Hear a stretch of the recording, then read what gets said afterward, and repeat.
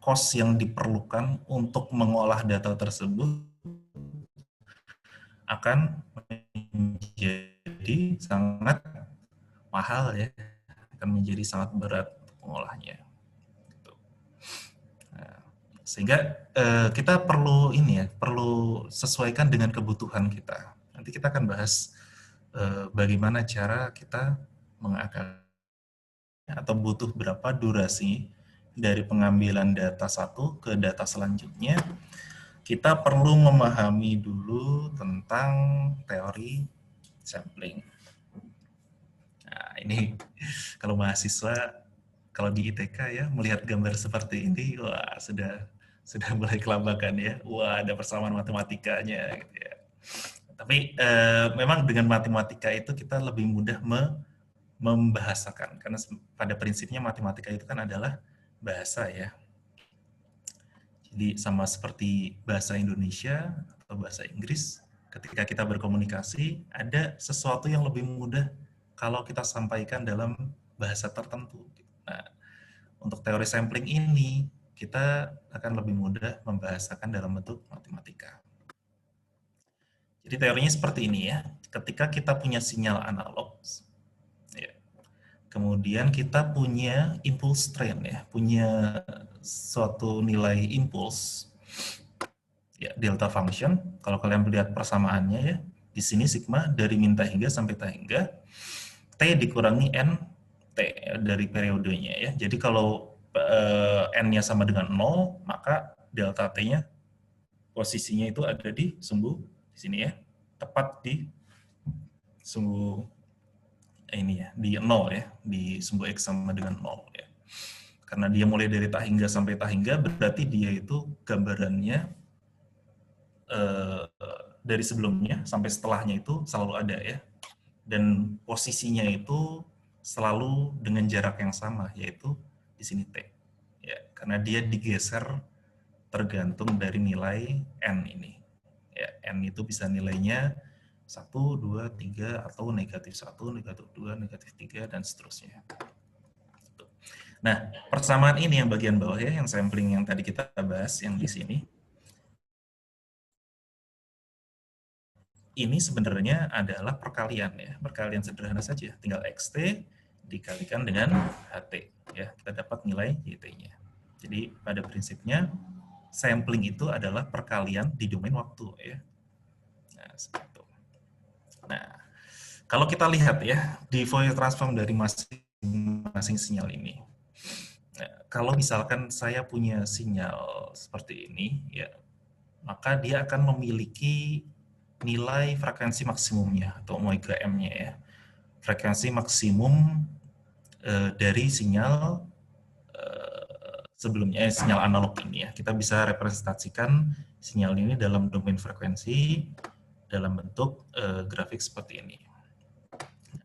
Ketika di dalam sinyal analog ini terdapat frekuensi yang tinggi ya, maka ini akan semakin melebar ya. Atau nanti dia akan muncul frekuensi di tingginya. Kalau dia semakin lebar, ya, nanti posisinya atau di sini ya semakin banyak frekuensinya, maka hasil Fourier transformnya akan semakin lebar. Ya, maka di sini bisa dilihat ada omega m sama minus omega m. Nah, kemudian untuk delta function sederhana saja ya, kita juga sama ya, ini dapatkan delta, nilainya adalah omega dikurangi n omega s, ini adalah frekuensi dari samplingnya itu sendiri. Nah, kita bisa dapatkan bentuknya juga dalam bentuk impulse train yang tingginya itu adalah 2 pi per ts. Ya. Kira-kira seperti itu. Nah, kalau kalian masih ingat ya di materi-materi sebelumnya bahwa perkalian di perkalian atau misalkan sebelumnya tentang konvolusi ya. Konvolusi di domain waktu itu sama dengan perkalian di domain frekuensi. Ya. Nah, sebaliknya ya. Ini perkalian di domain waktu itu adalah konvolusi di domain frekuensi ya. karena kita konsepnya adalah perkalian, maka untuk melihat dari sinyalnya, kita tinggal konvolusikan saja. Nilai X dikonvolusikan dengan sinyal dari H. Nah, sini mudah-mudahan kalian masih ingat ya tentang bagaimana konvolusi itu dilakukan ya. Atau kalau gini, kalau saya menggambarkan tentang konvolusi itu simpelnya kira-kira seperti itu. Konvolusi itu kan hanya bisa dilakukan untuk sistem yang LTI ya, linear time invariant. Jadi dia nilainya itu linear dan tidak tidak bervariasi terhadap waktu ya. Artinya gini, misalkan ya, ini kalau yang mudah, kalau ini yang saya pahami dengan teori konvolusi itu kira-kira seperti ini. Misalkan ya, saya sudah menikah, saya punya istri. Gitu. Nah, misalkan istri saya ini adalah sistem LTI ya, sistem linear time invariant. Nah, maka apa yang akan terjadi ya seandainya istri saya ini adalah LTI, maka ketika misalkan saya berikan misalkan saya beri coklat istri saya, satu buah coklat, maka yang akan terjadi misalkan istri akan saya akan dikasih satu ciuman, ya kemudian 1 menit kemudian saya akan diberikan satu pelukan, gitu ya. Kemudian 1 menit kemudian saya akan diberikan satu ciuman lagi. Nah, sekarang seperti itu ya. Nah, ini gambaran yang mudah mungkin seperti itu ya. Nah, sekarang bayangkan kalau seandainya saya memberikan 2 buah coklat. Apa yang akan terjadi kalau istri saya adalah sistem LTI ya? Maka yang akan terjadi adalah, misalkan saya beri 2 buah coklat, maka saya akan mendapatkan pertama 2 buah ciuman. 1 menit kemudian saya akan mendapatkan 2 buah pelukan. Kemudian saya akan mendapatkan 1 menit kemudian akan mendapatkan 2 buah ciuman lagi gitu ya. Nah, untuk membayangkan kira-kira seperti ini. Sekarang bayangkan ya, study case-nya seperti ini. Kalau seandainya saya beri 1 buah coklat kepada istri saya, ya, saya kan akan dapat 1 buah ciuman ya. 1 menit kemudian ya, pada saat yang sama, saya berikan 1 buah coklat lagi. Nah, apa yang akan terjadi kalau seandainya istri saya adalah sistem yang LTI? Nah, berarti pada saat saya memberi coklat yang kedua ya, pada saat itu saya akan mendapatkan 1 buah ciuman dan 1 buah pelukan. Ya. Kenapa ada pelukannya? Ini adalah imbas dari coklat yang sebelumnya. Gitu. Ya, gitu. Nah, kemudian 1 menit selanjutnya, saya akan mendapatkan 1 buah ciuman gara-gara coklat yang pertama, ya kan? Saya akan mendapatkan 1 buah pelukan di saat yang sama karena coklat yang kedua, ya. Seperti itu. Dan pada waktu time selanjutnya, saya akan mendapatkan 1 buah ciuman saja. Itu berdasarkan coklat yang kedua. Jadi gambarannya seperti itu ya. Sistem yang LTI itu dia itu bisa dijumlahkan ketika ketika waktunya itu nggak sama ya. Jadi misalkan saya pada saat itu kemudian di waktu selanjutnya saya melakukan hal yang sama lagi, maka dia akan terduplikat ya. Dan itu akan bertumpuk nanti. Dia bisa bertumpuk nilainya. Nah, sekarang bayangkan ya, ini ada suatu sinyal yang di sebelah atas ini, kemudian saya mau konvolusikan dengan bentuk yang di bawah ini. Artinya kan sebenarnya kita tinggal menduplikat sinyal yang ada di atas saja ya. Pada saat detik ke 0, bukan pada frekuensi ke 0 ya, dia bentuknya kan seperti ini ya. Nah, pada saat frekuensi omega S, maka dia akan bentuknya sama juga karena dia sistemnya LTI. Dan seterusnya. Nah, mudah-mudahan terbayang ya apa yang terjadi di sini ya. Nah, gitu. Nah kemudian pertanyaannya, apa yang akan terjadi ya kalau seandainya saya renggangkan ya, durasi ini saya renggangkan dan durasi pengambilan sinyalnya ini saya rapatkan. Gitu ya. Apa yang akan terjadi? Nah, kalau kalian lihat dari persamaan ini seharusnya kalian akan paham apa yang terjadi ya. Karena kalau lihat dari persamaannya ya, di sini ya, semakin rapat ini ya, semakin kecil nilai periodenya ini, maka di domain frekuensi itu akan semakin lebar ya. Ya kan? Karena kalian perlu ingat bahwa frekuensi itu adalah 1/T. Artinya dia kebalikan ya. Jadi ketika periodenya ini rapat, maka frekuensinya akan renggang. Periodenya ini renggang ya, durasinya panjang, maka frekuensinya akan rapat ya. Ini akan bergeser ke arah tengah gini. Jadi dia akan menjadi rapat. Nah, yang akan terjadi kira-kira seperti ini. Ya, ini ilustrasi saja ya. Jadi misalkan dia renggang, maka ini akan terjadi overlap yang tadi saya sampaikan ya. Saya pemberian coklat pertama dan coklat kedua itu kan overlap ya. Sehingga posisinya ini akan ada sinyal yang bertumpuk. Seperti ini. Dan ini menjadi masalah ketika kita mau merekonstruksi ulang lagi sinyal tersebut.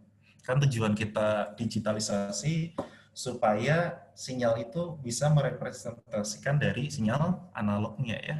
Nah, bagaimana kalau sinyalnya ini sudah bertumpuk? Artinya kan akan susah untuk memisahkannya ya. Nah, kalau kalian perhatikan ya, kapan sih ini akan bertumpuk? Kalian bisa lihat lagi di sini. Ya, kalau kalian perhatikan, dari puncak ke kaki ya, dari puncak ke kaki, ini berapa nih panjangnya? Panjangnya omega M ya. Kalau dari kaki ke puncak, untuk sinyal yang selanjutnya, berapa nih panjangnya? Omega M juga kan ya? Omega M. Nah, karena posisi puncak ini ya, dari puncak ke puncak itu adalah panjangnya adalah omega S, maka kalian bisa bayangkan ya, kaki ini, kaki yang kedua, akan bersentuhan dengan kaki yang pertama ini ketika apa? Ketika jaraknya ini, omega S, itu sama dengan omega M ditambah dengan omega M. Ya.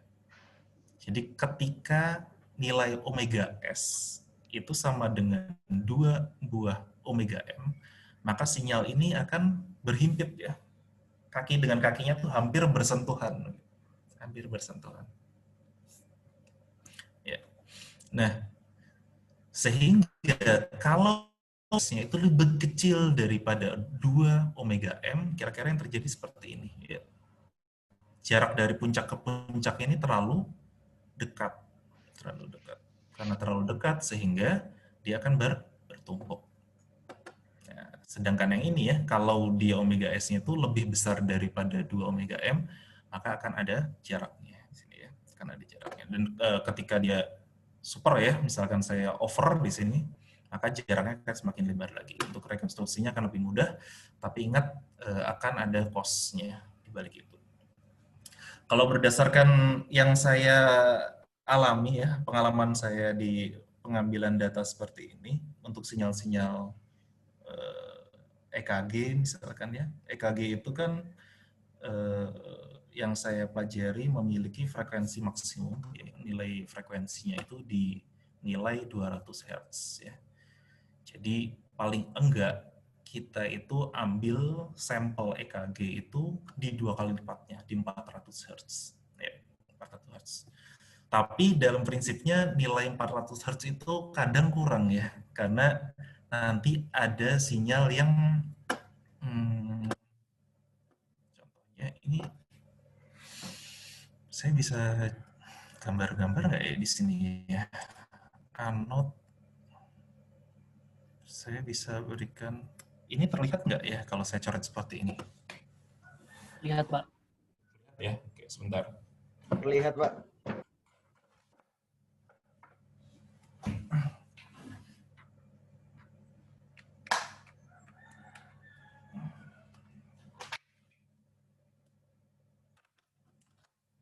Nah, ini gambarannya ya. Jadi misalkan saya punya sinyal, coba saya cari yang, oh dia stuck seperti itu ya. Ini harus dihapus dulu. Oke. Kemudian cara buatnya lagi bagaimana? Draw. Oke, ya. Misalkan saja ya, saya gambar di sini sajalah ya. Jadi misalkan saya punya sinyal sinusoidal saja. Saya punya sinyal sinusoidal seperti ini ya. Ini maaf ya, gambarnya acak-acakan ya. Saya punya gambar sinusoidal seperti ini. Anggap saja lurus lah ya. Nah, misalkan saya ambil datanya itu di 2 frekuensi. Jadi ini bisa saya rubah warnanya enggak? Bisa ya. Nah, dua kali frekuensi. Jadi misalkan saya ambil data yang pertama kebetulan kenanya di sini, ambil sampelnya ya. Kalau dia 2 kali frekuensi, pengambilan data seharusnya selanjutnya ada di mana? Karena ini periodenya dari sini sampai sini, berarti kan setengahnya ya. Berarti data selanjutnya di sini ya. Ya, ini data pertama di sini, data kedua di sini, data ketiga di mana? Di sini ya. Nah, di sini. Data keempat di mana? Di sini ya. Nah, sebenarnya dia sudah bentuknya itu sudah sinus ya. Kalau kalian perhatikan ya. Jadi tinggi ini, kemudian dia sudah terlihatan ke bawah di sini. Kemudian di sini sudah naik lagi, sini sudah ke bawah lagi. Kelihatan sudah sinus ya. Hanya masalahnya amplitudonya ini jadi kacau kan. Kalau saya ambil datanya kebetulan di sini dengan nilai pengambilan datanya itu seperti ini ya, di mana nilai omega S-nya itu sama dengan 2 omega M, yang akan terjadi seperti ini ya. Ini saya akan kehilangan nilai amplitudo yang sesungguhnya, bisa terjadi ya. Bagus kalau memang pas ngambil datanya itu di sini ya. Saya ambil datanya sampel di sini, di sini. Nah, ini saya akan mendapatkan nilai yang sesungguhnya. Sehingga kalau berdasarkan saya coba-coba ya, rule of thumb-nya itu ambil di 5 kali frekuensi saja kalau misalkan kalian mau ambil data seperti itu ya. Jadi, paling enggak di 5 kali frekuensinya, sehingga kalian bisa dapat data yang paling tidak tuh mirip-mirip dengan sinyal analognya. Itu kalau berdasarkan pengalaman saya untuk coba-coba sinyal EKG ya. Oke. Kemudian hapusnya gimana? Oke.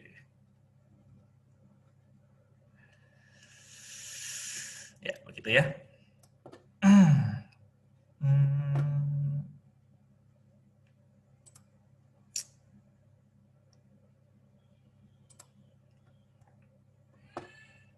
Oke, kemudian kita akan bahas seperti ini ya. Nah, yang jadi masalah gini ya, nggak setiap waktu itu kita punya tenaga atau kita punya biaya untuk mengambil data setinggi itu.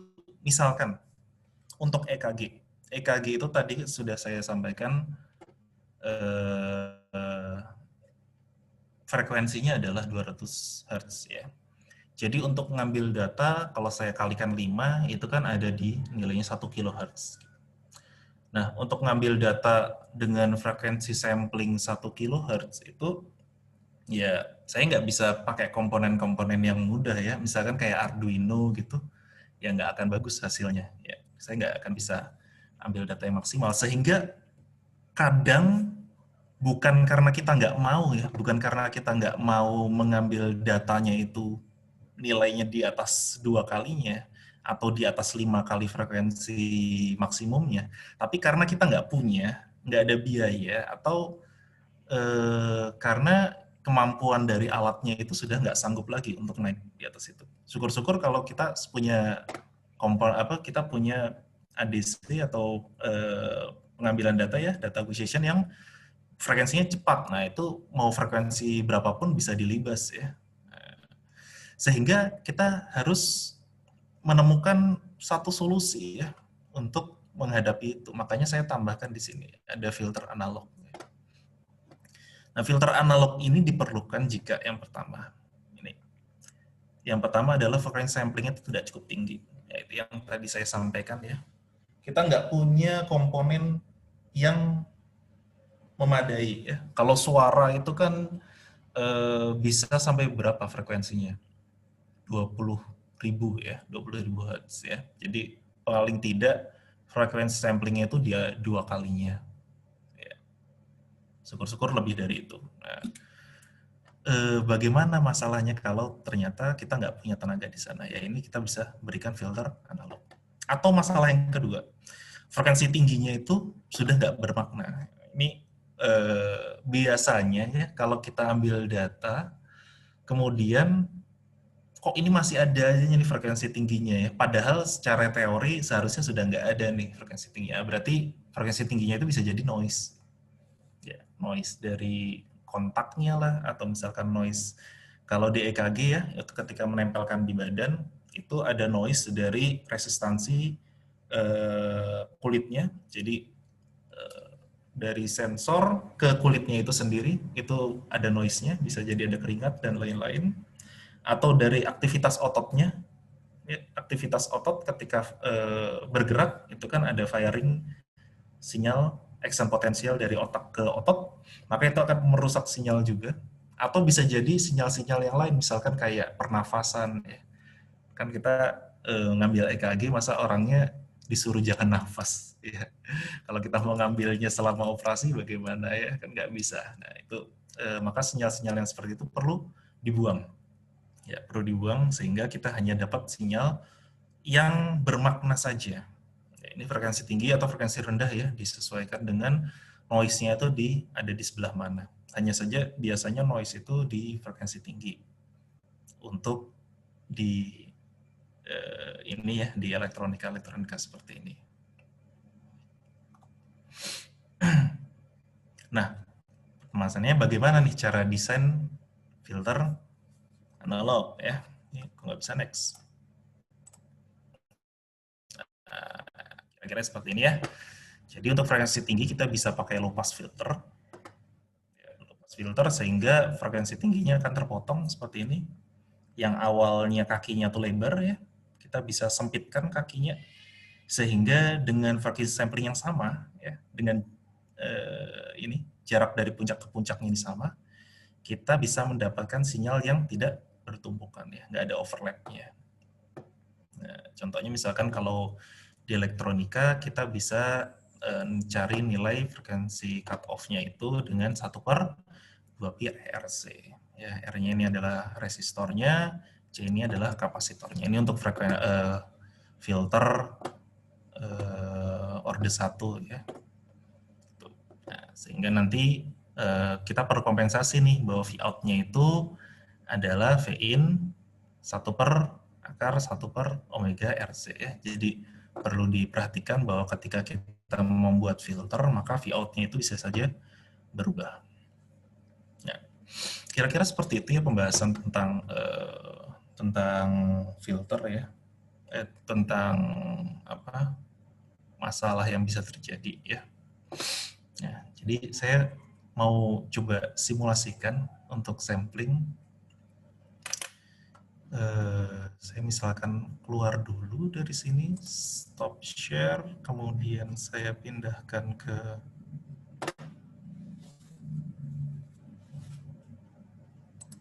share screen, ke entire screen saja ya.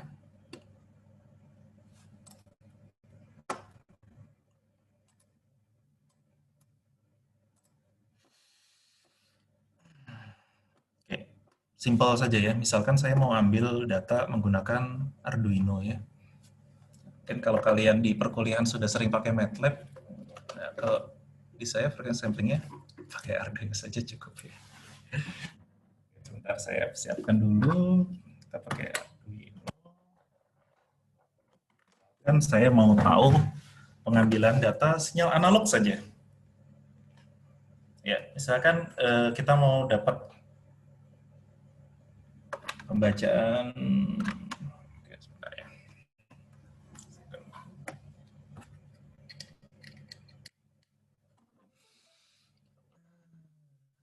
Misalkan saya mau baca nilai dari pembagi tegangan ya. Pembagi tegangan. Oh, atau gini ya. Saya share screen dari handphone saya. Jadi kalian bisa lihat share. Only host can share this meeting. Oh, oke, nggak bisa ya. Oh, oke, karena saya posisinya sedang share ya di sini. Ini saya coba matikan dulu.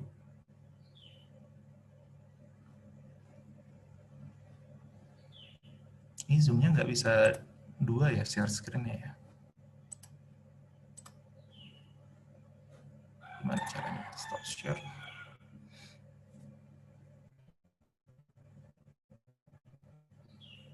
Only host can share this meeting. Oke, saya posisinya handphone-nya nggak host ya.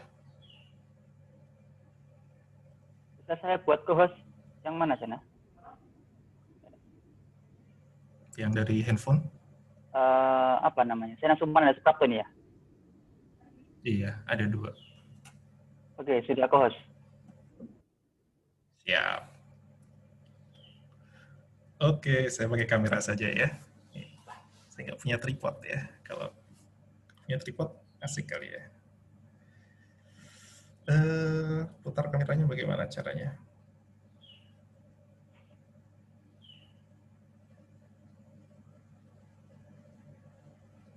Saya ambil selfie. Iya, mau selfie ya. Putar kameranya bagaimana caranya?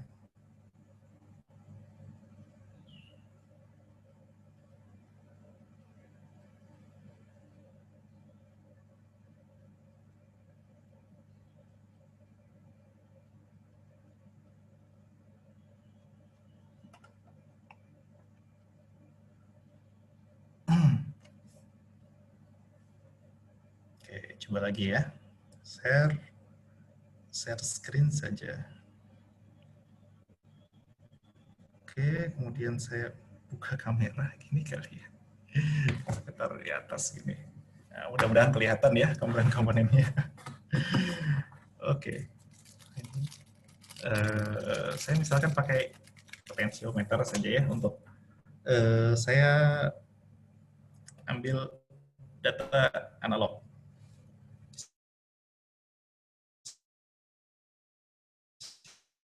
Ini.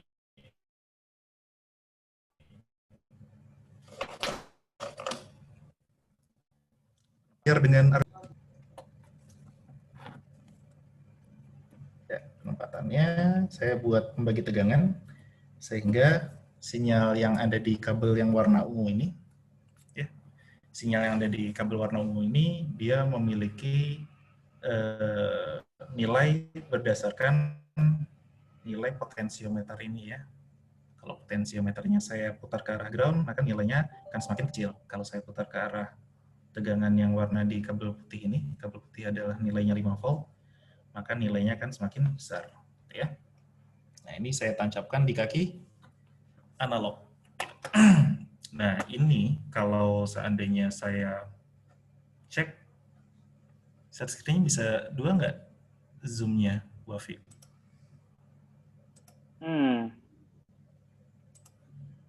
Kalau yang di ITK bisa sih. Di ini bisa nggak? Harusnya tampil nggak ini? Share screen yang punya ini yang itu, yang tampilan Windows itu. Tampilan Windows ya. Nah. Oke. Berarti komputer sudah masuk ya?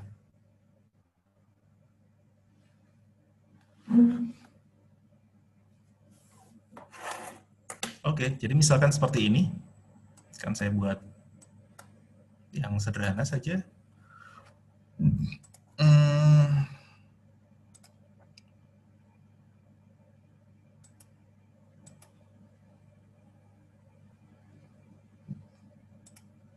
Oke, jadi misalkan saya mau baca nilainya dari pinnya, kemudian saya mau tampilkan ya.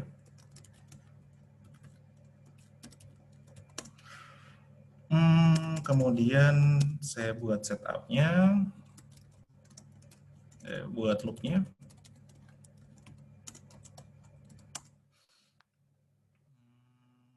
Sederhana dulu saja ya. Apapun datanya saya tampilkan ya. Dan dari analog read dia baca kaki ADC-nya karena saya pasang dia di kaki A0, saya pasang dia A0 ya. Begini ya. Coba dulu program yang sangat sederhana ini.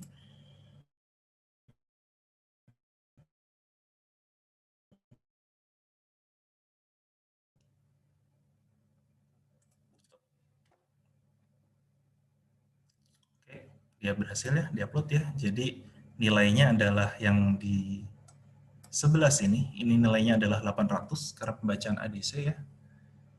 Coba misalkan saya putar nilainya.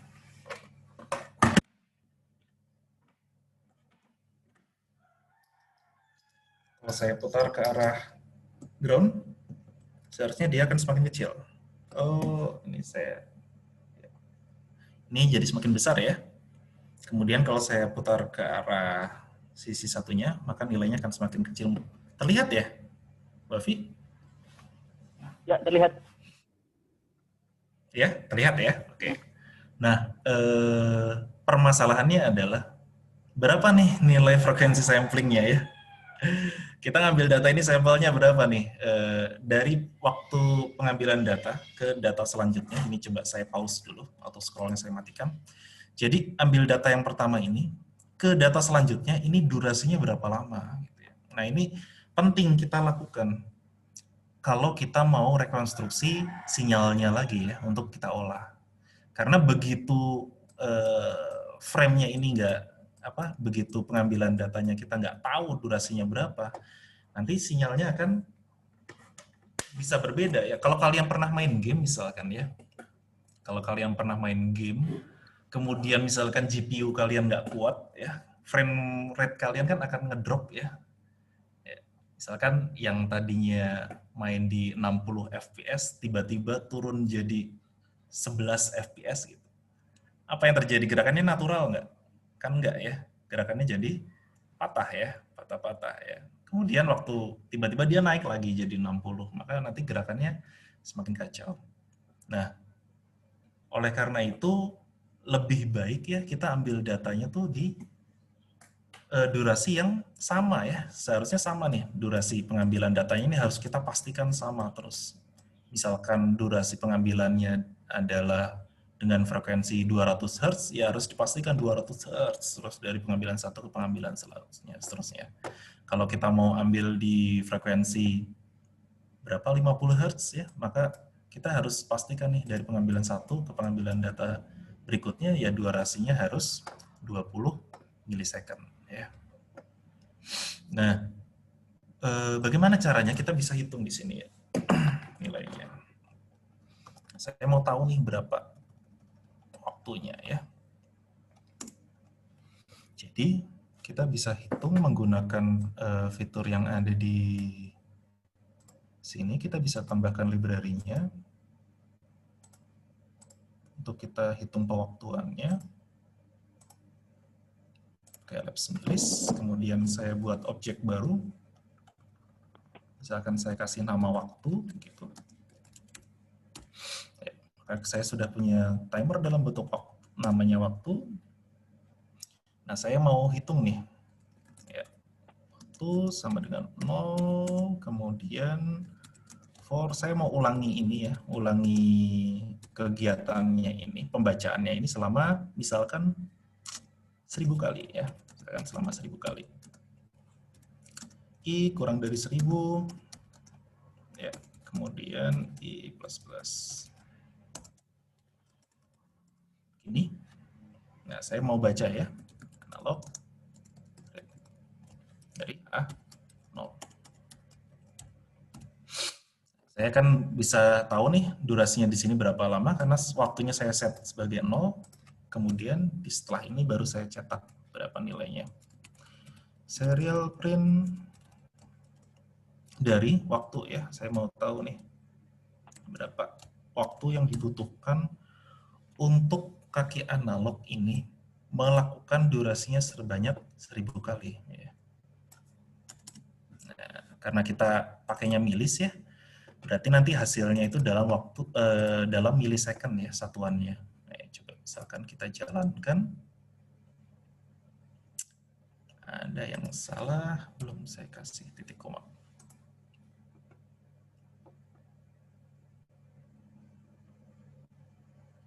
Nah, coba kita lihat.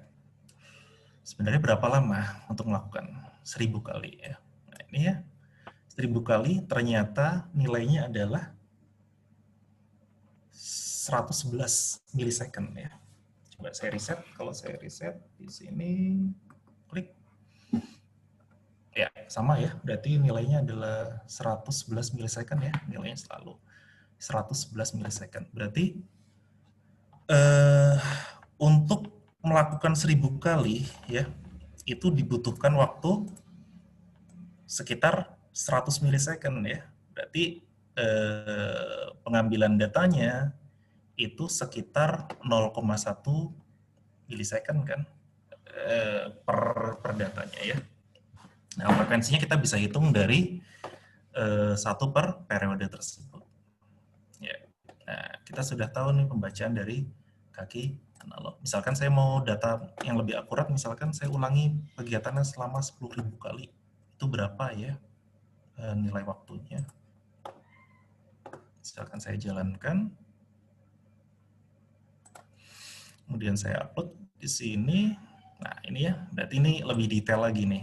Jadi untuk menjalankan selama 10.000 kali, dia membutuhkan waktu sebanyak 1.119 milisecond. Ya, kira-kira pengambilan datanya sudah tetap ya. Nah, untuk merubahnya nanti kelihatannya waktunya nggak cukup ya, durasinya ya. Nanti mungkin di pertemuan-pertemuan berikutnya ya, kalau memang tertarik bisa ikut kelas saya. Silakan mau ikut gabung di kelas saya di ITK ya, tentang elektronika seperti ini. Mungkin kira-kira begitu gambarannya tentang sampling. Nah, mungkin kita masuk ke sesi diskusi ya, sudah jam 3, begitu Wafi? Atau saya lanjutkan? Sudah, yang disampaikan, ada lagi yang ingin disampaikan oleh Mas Sena? Ya, nanti kita sesi diskusi saja ya. Kalau memang ya. banyak yang ditanyakan, mungkin saya skip dulu penjelasan tentang project-projectnya. Kalau memang nggak banyak yang ditanyakan, ya saya lanjutkan lagi kelasnya. Oke. Silakan sekarang, terima kasih penjelasan dari Mas Sena Sukmananda ya. Sangat menarik tentang teori dan aplikasi dari sampling di sinyal dan sistem. Silakan untuk teman-teman mahasiswa yang ingin bertanya bisa menggunakan fitur raise hand mestinya ya, sama chat ya. Silakan. Jangan lupa nama, kelas, dan NRP ya. Nanti akan saya catat. Silakan, mahasiswa. Ada hadiahnya ya, kalau nggak salah ya, Wafi ya? Enggak. Ini juga setelah bergabung ada Pak Dani. Oh, siap, Pak Dani. Datang Pak Dani. Assalamualaikum, Pak Dani. Nah, tidak di depan. Ini ada pertanyaan dari Muhammad Agung. Silakan, Mas. Iya, Pak. Assalamualaikum warahmatullahi wabarakatuh. Waalaikumsalam. Saya Muhammad Agung, kelas C, absen 128. Saya ingin 128 ya? Iya, Pak. Saya ingin bertanya kepada Pak Sena Sukmananda. Pak Sena, saya mungkin ini pertanyaannya mendasar, soalnya saya juga suka hardware komputer gitu-gitu. Terus mungkin banyak teman-teman yang sering kebingungan dalam misalnya memilih hardware. Tadi disebutkan bahwa untuk sinyal ini sangat berkaitan dengan teknik waktu pengambilan sampling terkait itu anti-aliasing kalau nggak salah yang tadi saya ingat. Nah, untuk masalah anti-aliasing, CPU dan GPU itu punya performa yang berbeda. Tetapi mengapa jika kita melihat CPU dan GPU, base yang biasanya orang-orang lihat kalau CPU itu mesti kita lihat core sama thread unit, dan GPU itu rata-rata biasanya kita lihat dari shader unit, Pak. Sudah, begitu. Itu pertanyaan saya, Pak. Iya. Apa ini yang ditanyakan? Ini ditanyakan apa ya? Yang ditanyakan itu kenapa ketika kita melihat hardware CPU itu kita lebih concern kepada core-nya segini, thread-nya segini. Tetapi ketika kita melihat GPU, kita lebih melihat shader unitnya. Baik, pertanyaannya ya. Jadi kenapa ketika kita memilih komponen, kalau yang saya pahami ya, jadi pertanyaannya ini mengenai kalau yang ketika membahas tentang CPU, yang dilihat itu jumlah core-nya atau ada berapa thread ini ya. Kemudian kalau GPU itu ada berapa shader unitnya gitu ya. Yeah. Atau misalkan kalau di punyanya NVIDIA itu ada CUDA core-nya ya. Itu berapa gitu. Yeah. Sebenarnya ini mungkin saya kurang kapasitas untuk menjawab ya karena saya di elektronika. Mungkin nanti tapi sepemahaman saya seperti ini sih, karena kita berbicara dari untuk apa komponen tersebut ya. Kalau di CPU, karena fungsinya adalah untuk melakukan tugas perhitungan, sehingga kalau bayangan saya jumlah core itu akan menentukan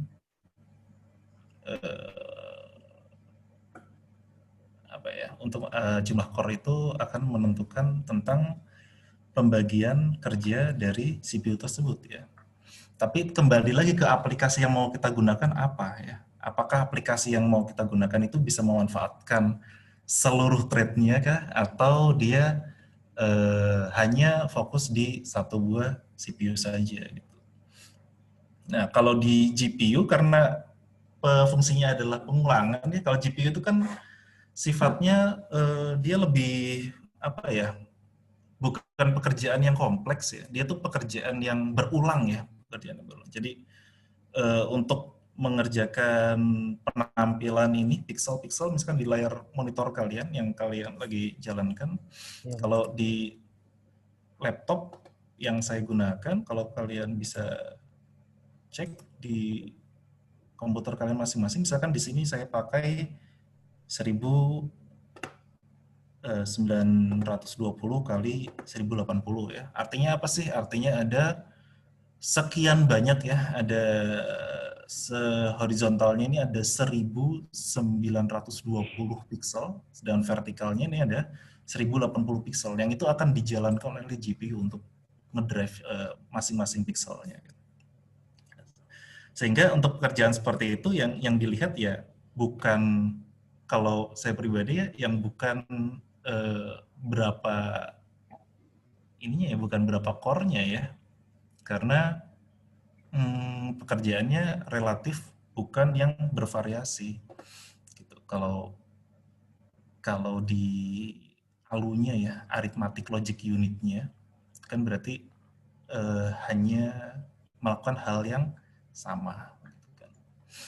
Contohnya misalkan untuk pengambilan data mining, atau misalkan untuk kemarin tuh yang sempat viral tuh apa ya, cryptocurrency begitu kan, itu kan pakai GPU ya, karena dia tuh melakukan perhitungan yang begitu berulang-ulang gitu. Ya. Mungkin gitu, tapi mungkin saya jawabannya kurang kapasitas untuk menjawabnya ya. Mudah-mudahan. Oh iya Pak, terima kasih Pak. Pak Sana. Iya. Oke, yang kedua Andriza.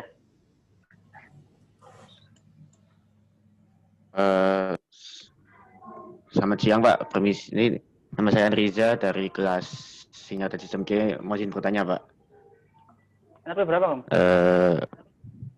NRP 101, kelas C. 101. Iya Pak, angkatan 2018. Oke, jadi mau bertanya Pak. Jadi tadi kan sempat dibahas terkait sampling kan Pak ya, dan juga gimana frekuensi sampling itu mempengaruhi sinyal yang di sampling dari sinyal yang kontinu menjadi sinyal diskret tadi. Pertanyaan saya ini sih Pak, untuk kembali lagi dari misalkan sinyal yang sudah disampling ini kembali lagi ke bentuk sinyal semula, atau yang kasarnya bisa disebut sebagai reconstructing atau reforming seperti itu seperti apa Pak ya?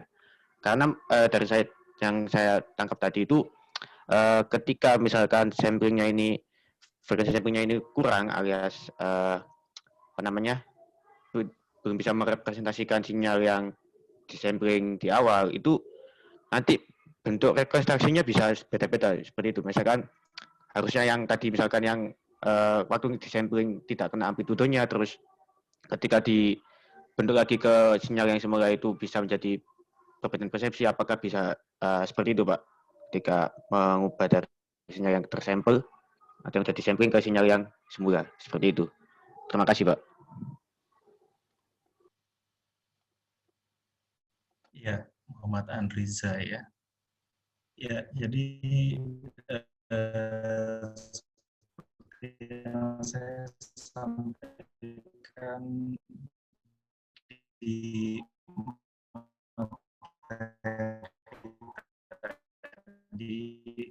bahwa ketika kita di fungsi frekuensinya ya, di fungsi frekuensinya akan ada overlap, sehingga ketika rekonstruksinya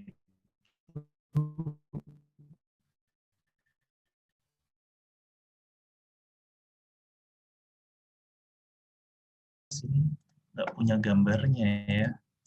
Tapi kalau kalian lihat, saya coba cari ya, tentang aliasing ya.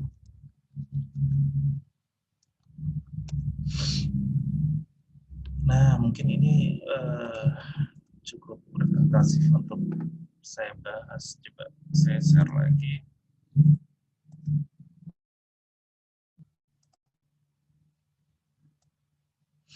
Nah, mungkin gambarannya kira-kira seperti ini ya, untuk pengambilan data.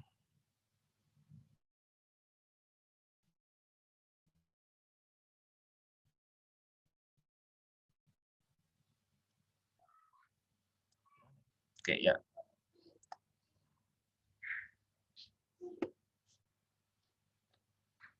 Nah, ya, mungkin ini sajalah ya, yang gambarnya mudah dipahami ya.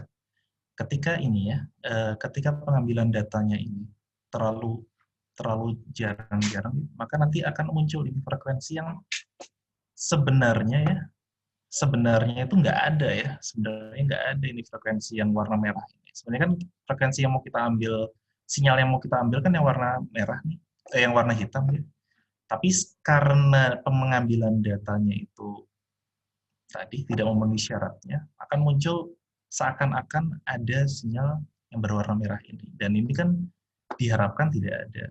Oleh karena itu, ketika mengambil data, itu sebaiknya ya, sebaiknya tadi sudah saya sarankan, jangan terlalu berpatokan dengan teorema Nyquist-nya ya. Ketika Nyquist-nya bilang misalkan harus minimal 2 kali frekuensi, kalau berdasarkan yang pengalaman saya, paling tidak ngambilnya itu ya di 5 kalinya.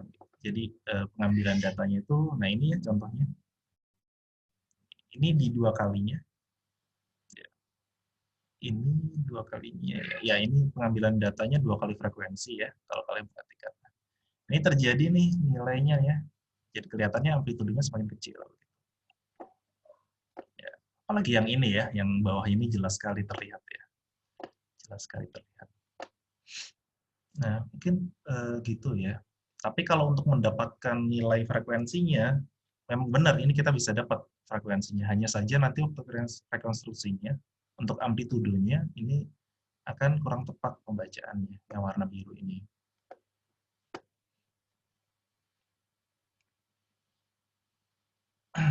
Begitu, mudah-mudahan menjawab ya. Baik Pak, menjawab Pak. Terima kasih Pak.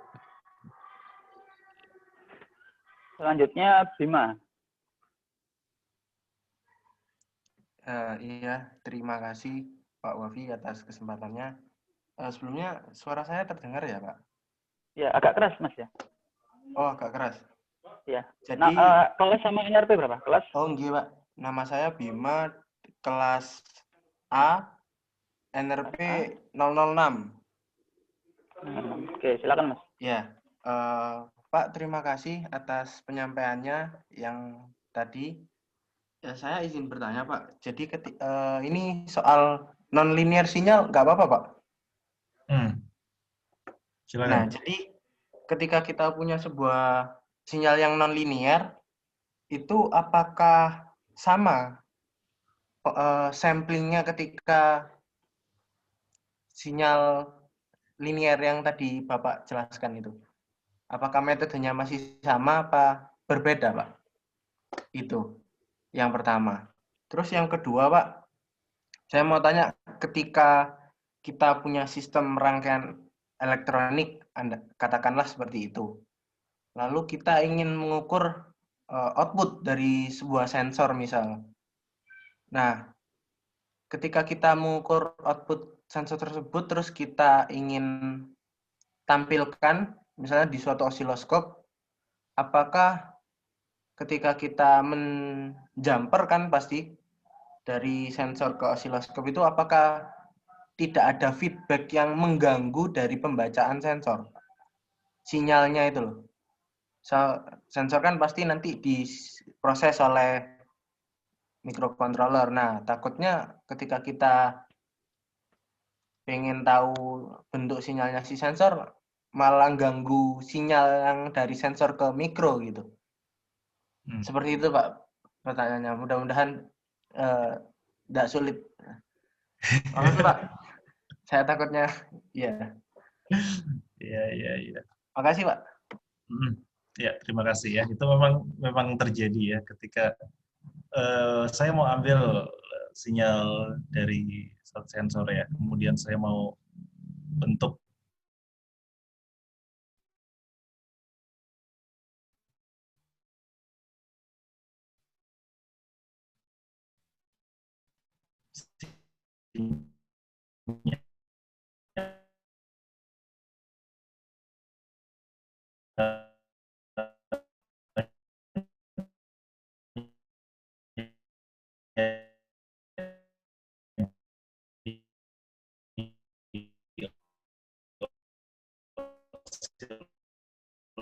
osiloskop.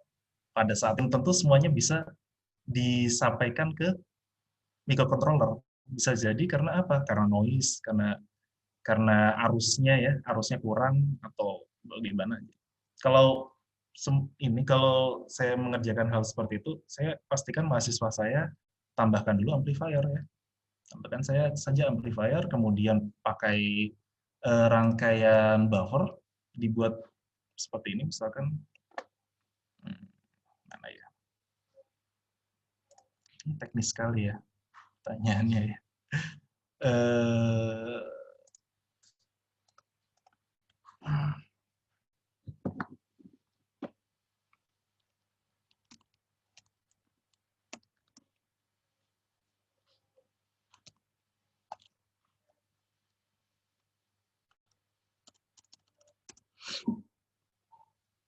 Nah, buat seperti ini saja ya.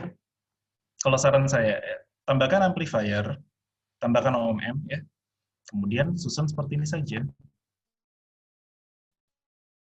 Ya, sehingga arus yang kalian terima itu bukan arus dari sensornya ya, tapi arus dari OMM-nya. Terlihat nggak layar saya? Terlihat, Pak. Ya? Jadi OMM-nya ini hanya dia mereplika lagi tegangan keluarannya dalam bentuk Vout. Ya, sehingga lebih aman nih ketika ada beban nih. Contohnya misalkan seperti ini ya. Kalian mau buat sensor langsung sambungkan ke beban, pembacaannya akan berbeda. Kenapa? Karena yang ini yang terhubung pada ground jadi paralel kan antara load dengan resistor yang mau kalian baca ini. Sehingga kalau diberikan seperti ini, maka tegangan ini akan sesuai dengan tegangan sensornya ya. Ini nggak akan ada feedbacknya. Karena satu arah kan nggak ada yang kembali ke sensornya ya. Dan yang kembali ke itu tips saja ya kalau kalian mengerjakan ngambil data terus ternyata pembacaannya nggak sesuai dengan hasil dari sensornya, tambahkan seperti ini saja untuk menyelesaikan masalahnya.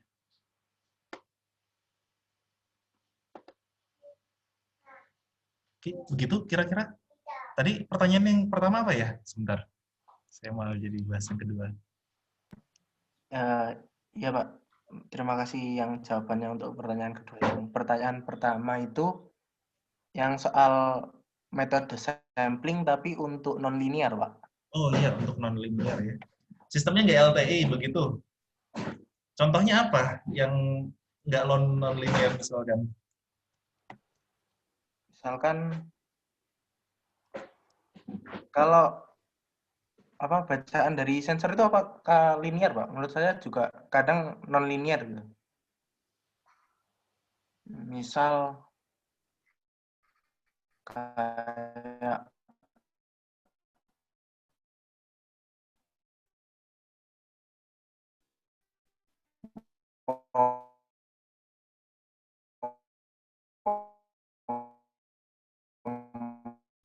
pompa.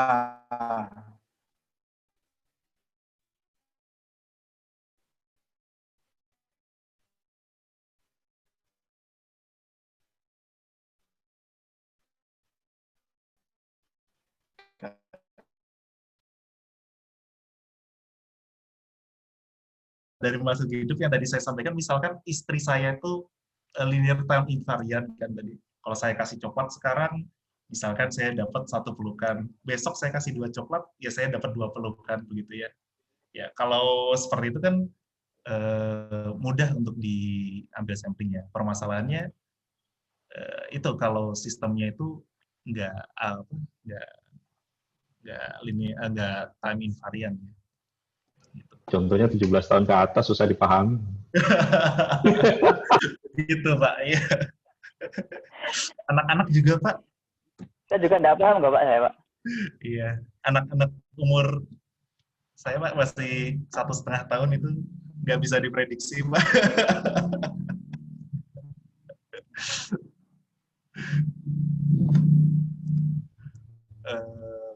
Saya matikan dulu. Mungkin selanjutnya itu ya, ada Mas Dava ya. Silakan Mas Dava. Ya, Pak Dhani. Assalamualaikum Pak Dhani. Sebelumnya mungkin saya ingin nimbrung tadi menarik pertanyaannya terkait sama ini non-linear sinyal ya. Sebenarnya non-linear sinyal itu apa namanya yang sering ditemui adalah pertama jumlah data per satu satuan waktunya tidak sama.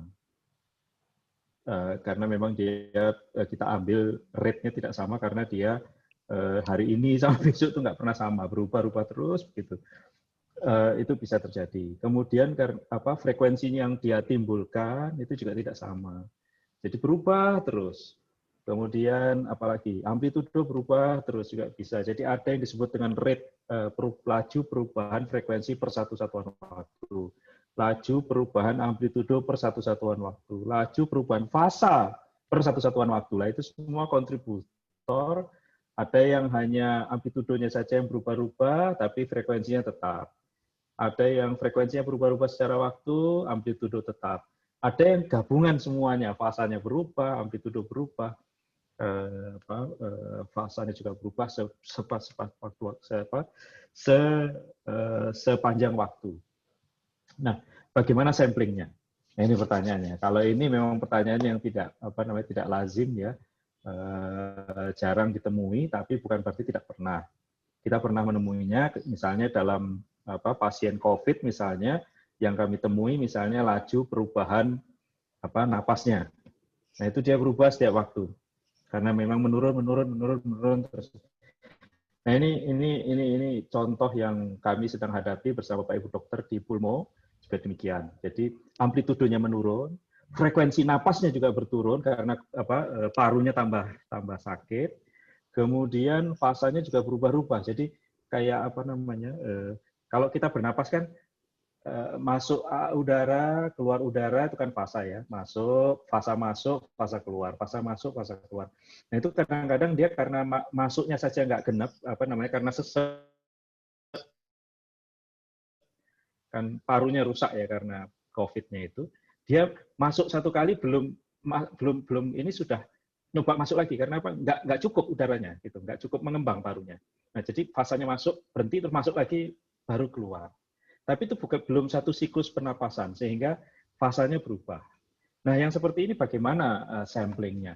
akhirnya yang kami lakukan ya namanya itu tadi Pak Sena sudah menjelaskan, kita perbanyak saja samplingnya gitu. Yang non-linear tadi itu. Jadi istilahnya tuh oversampling gitu. Tapi akibatnya filternya tadi jadi jarang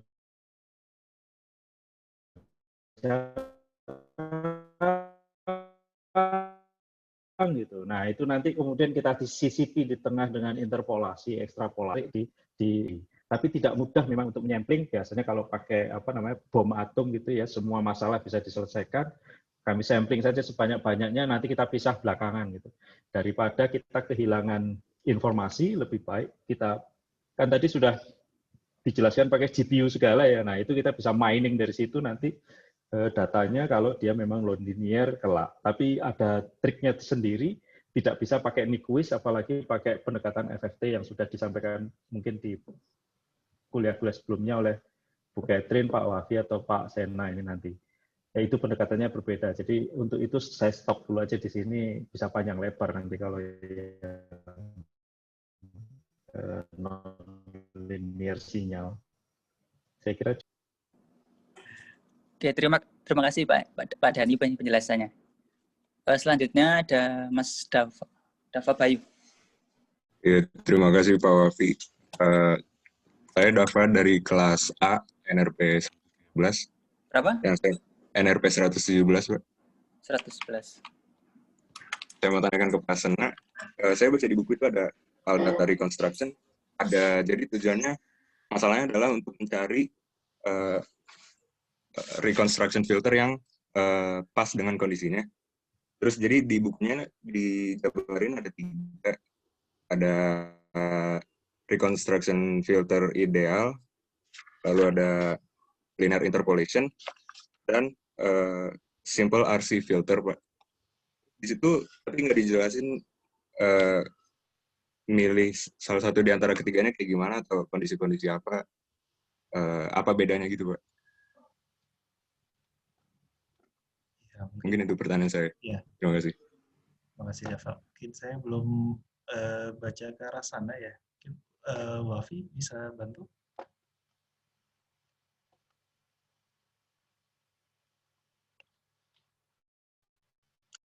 Halo, Wafi.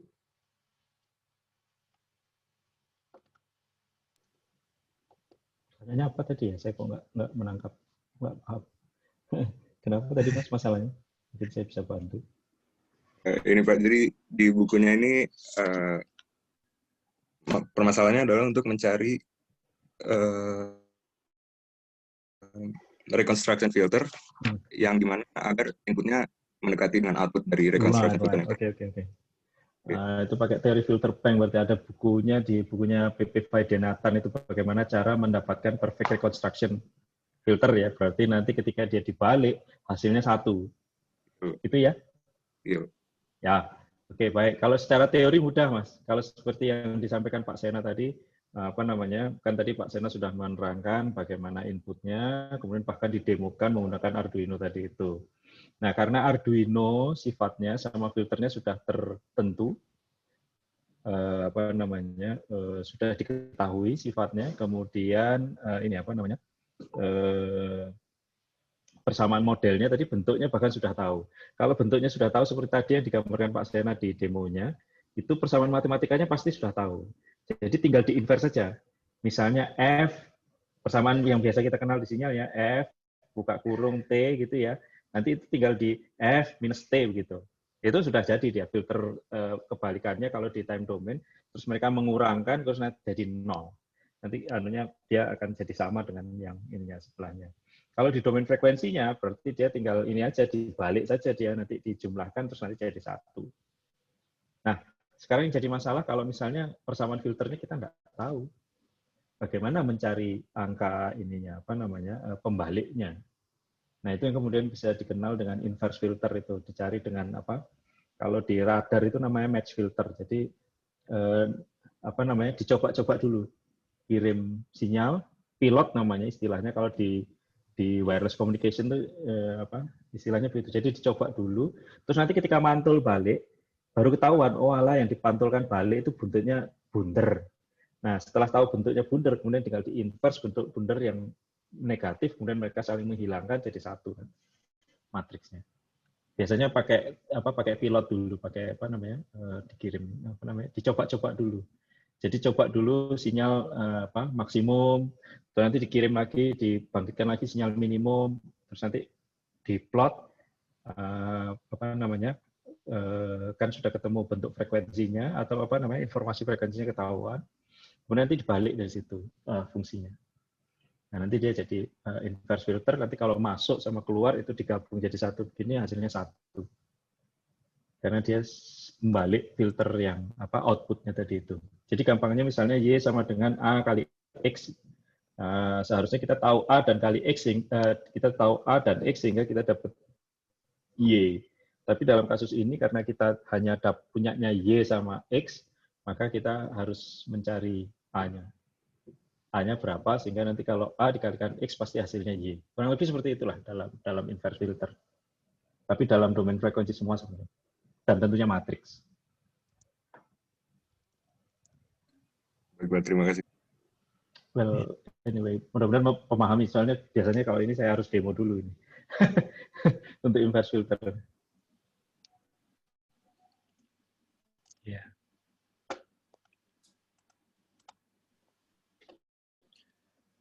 Oke, mohon maaf tadi ya AFK sebentar.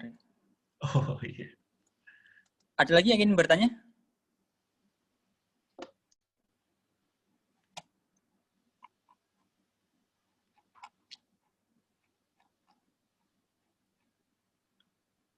Oke, cukup ya. Dari Mas Ena, ada yang ingin disampaikan? Iya, terima kasih untuk waktunya. Saya diberi kesempatan untuk kembali lagi ke kampus saya untuk menyampaikan ilmu tentang sampling berdasarkan pengalaman-pengalaman saya. Ambil sampel di kesehatan ya, di EKG, kemudian di sinyal biomekanik. Kemudian mungkin kalau ada pertanyaan bisa ya, kalau mau diskusi lebih lanjut lagi. Email saya di sini.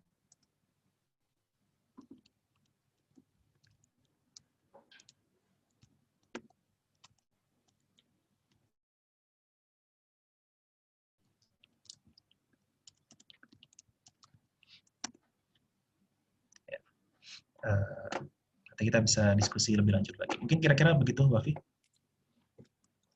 Oke, terima kasih. Kalau masalah penugasan kemarin yang kita coba sharing. Nah, ini kemarin Wafi minta ada penugasan dari saya ya. Ini saya mikir apa kasih tugas ya, Mas ITS ya. Jadi kemarin saya ngobrol dengan Pak Wafi, kita sepakat untuk mahasiswa diminta untuk buat paper review ya dari salah satu topik yang mungkin Anda tertarik. Ini sudah semester 5, seharusnya sudah dekat dengan tugas akhir kan, dan sudah ada pembidangan. Jadi mungkin bisa sekalian bantu untuk cari literaturnya. Mungkin Kemarin lebih itu ya, biar spesifik ke materi sampling kali ya. Ya betul, kemarin kita batasi untuk materi sampling. Ya, jadi dibahas tentang sampling dari masing-masing paper tersebut. Ya, misalkan kalian ambil topik tentang EKG begitu, kemudian bagaimana teknik samplingnya, atau misalkan tentang frekuensi yang digunakan atau apa. Nah, dibandingkan dari satu paper ke paper yang lain di dalam satu topik yang sama. Minimal 5 ya. Kemarin kita sepakatnya begitu. Yep, boleh silakan. Iya. Mungkin dari Pak Dhani, ada yang ingin disampaikan, Pak? Nggak ada, saya sebagai cuma nebeng aja. core team Nggak teaching. ada. Nanti saya punya waktu sendiri. Kemarin juga saya sudah memberikan tugas tambahan sebenarnya. Jadi desain filter IIR, tapi cuman kayaknya belum ada yang memenuhi. Yang ngirim banyak, tapi Saya minta ada kata kunci utamanya di situ kestabilan, tapi kayaknya belum ada yang bisa membuktikan kestabilannya. Nah, sebenarnya inverse, kalau misalnya kemarin ada yang bisa membuktikan kestabilannya, dan itu pasti matriks, sebenarnya tadi pertanyaannya gampang sekali jawabnya. Ketika misalnya ditanya bagaimana caranya mendapatkan filter inverse tadi itu, ya tinggal kayak matriks itu terus diinverskan sudah jadi sebenarnya. Oke. Tapi kalau misalnya saya nggak ada tambahan, saya terima kasih sekali sudah dibantu Pak Sena ini. Iya, terima kasih Pak Dani. Kemarin sebetulnya mau ngundang Mas Wafa juga, cuman beliau sepertinya keberatan. Oh begitu. Mas Wafa kemarin ke lab. Di Terus Surabaya ya. untuk apa yang teman saya yang itu Pak Randy yang S3 di Denmark, UGM. UGM yang di transfer aja. Kebetulan kemarin kami diskusi dan ternyata waktunya itu belum pas. Sehingga beliau belum bisa sharing. Akhirnya saya limpahkan ke, insya Allah nanti hari Selasa juga ada guest lecture dari mahasiswa alumni TF sedang S2 di Cina. Nah, kita akan membahas di computer vision, ya aplikasinya. Dia juga ada beberapa project yang sudah dikerjakan. Nanti akan banyak sharing di sana, di filter juga. Itu insya Allah hari Selasa jam 9. Nanti link menyusul. Pak Andi tuh bisa juga dimintai, kan dia juga belajar computer vision juga nih, namanya. Disertasinya? Misalnya ada waktu. Tapi kalau misalnya ada waktu. Saya pikir cukup ya untuk kuliah sinyal pada siang hari ini. Saya ucapkan banyak terima kasih kepada Pak Sena Sukmananda Suprapto dari TK, kemudian dari Pak Dani juga yang sudah hadir, Bu Catherine, dan teman-teman mahasiswa. Penugasan detailnya nanti akan saya share di MyITS Classroom dan juga akan saya share di grup WA. Terima kasih banyak. Saya juga mengundur diri. Saya mohon maaf jika ada salah. Terima kasih. Wassalamualaikum warahmatullahi wabarakatuh. Waalaikumsalam. Terima kasih banyak Pak Sena. Terima kasih Sena. Ya, sama-sama Pak Dani. Mungkin berikutnya lebih banyak demo hardware-nya itu menarik sekali itu. Kita belum pernah itu. Saya lemah di hardware. Iya. Saya banyak di hardware-nya malah Pak. Iya. Di elektro apalagi dulu sama Bu Tati pasti banyak di hardware. Iya. Iya, matur nuwun Pak Sena. Monggo saya izin live dulu. Iya, terima kasih Sena. Saya duluan ya. Yep. Terima kasih Pak.